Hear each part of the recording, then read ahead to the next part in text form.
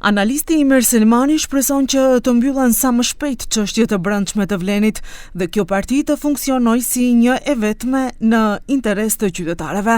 Në Klik Plus ai tha se debatet për pozicionet e liderëve janë çështje të brendshme dhe pak të rëndësishme për publikun, ndërsa ajo që ka vërtet rëndësi është që përfaqësuesit shqiptar në qeveri të jenë të bashkuar, të flasin me një zë dhe të kenë rol të fuqishëm në vendimmarrje. Dëshiroj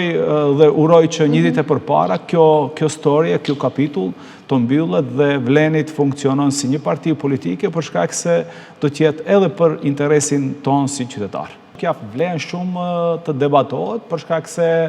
është çështja e tyre e brendshme si do ta menaxhojmë pozicionimin e gjithë atyre liderëve të partive politike të cilët duan ta ndinë vetveten të rëndësishëm. Dhe ajo është për ata shumë e rëndësishme, por prapë edhe njerë kthehem për qytetarin e vendit tonë, qytetarët shqiptar është shumë e rëndësishme që subjekti politik që përfaqëson shqiptarët në qeveri duhet të flasë fuqishëm dhe një zëri dhe të jetë tamam partner meritor në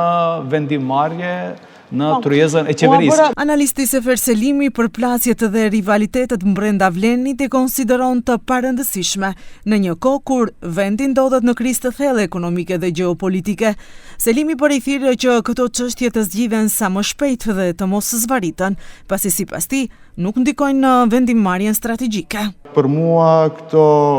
inatet e partive politike brenda Vlenit, kush është i pari mahallës, janë shumë parëndësishme,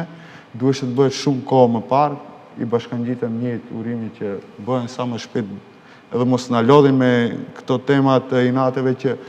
absolutisht nuk kanë asnjë impakt në qeverinë e Republikës së Maqedonisë. Sepse si të tillë, siç kanë funksionuar deri tash, shqiptarët janë të parëndësishëm qoftë politikisht, qoftë në aspekt të vendimmarrjes për çështje gjeostrategjike, për ekonomike